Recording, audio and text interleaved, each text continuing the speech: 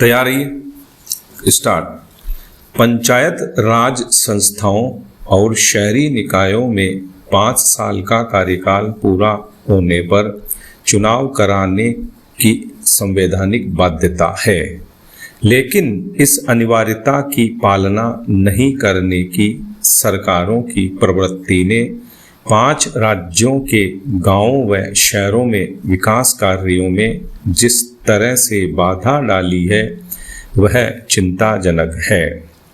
केंद्र सरकार ने नियमित चुनाव नहीं कराने पर इन संस्थानों को दी जाने वाली मदद या तो रोक दी है अथवा उसे सीमित कर दिया है। राजस्थान सहित 5 राज्यों में पिछले 3 साल में पंचायत चुनाव नहीं होने के कारण 6,500 करोड़ रुपए का अनुदान रुका है।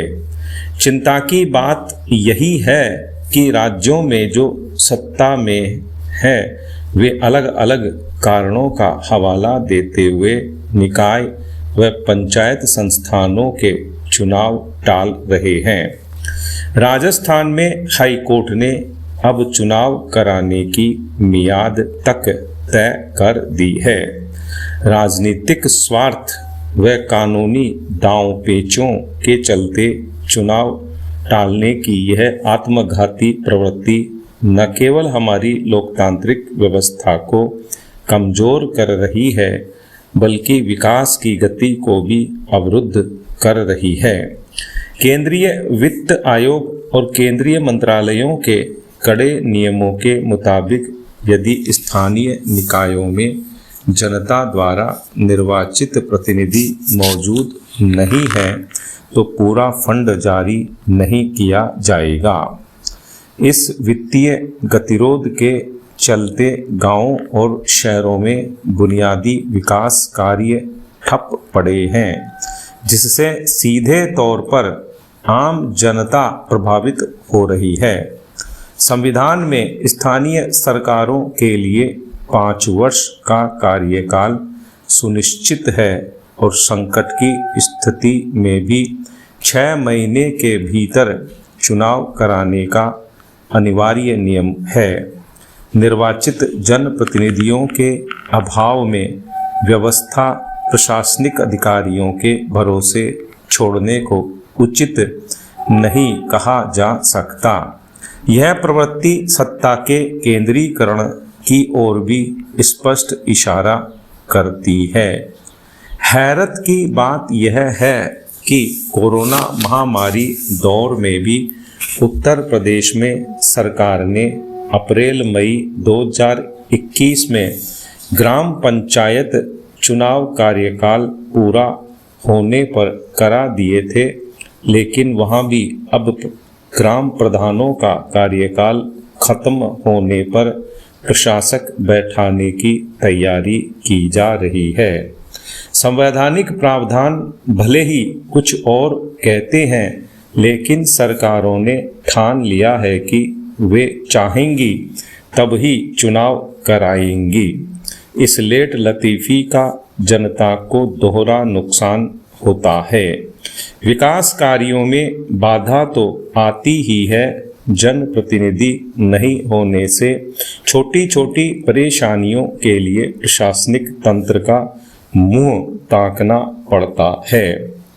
दुनिया के सबसे बड़े लोकतंत्र कहलाने वाले भारत में निर्वाचित जनप्रतिनिधि स्थानीय शासन व्यवस्था को जीवंत बनाते हैं।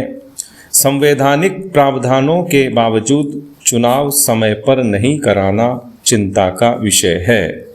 जब तक सीटों के रोटेशन, आरक्षण और चुनाव तिथियों के निर्धारण का पूरा अधिकार राज्य चुनाव आयोग को स्वायत्त रूप से नहीं मिलेगा, तब तक सरकारें अपने स्तर पर फैसले करती रहेंगी। राज्य सरकारों को राजनीतिक संकीर्णता से ऊपर उठकर समय पर चुनाव सुनिश्चित करने चाहिए। इस समय पूरा देश मानो आग की भट्टी में तब्दील हो चुका है।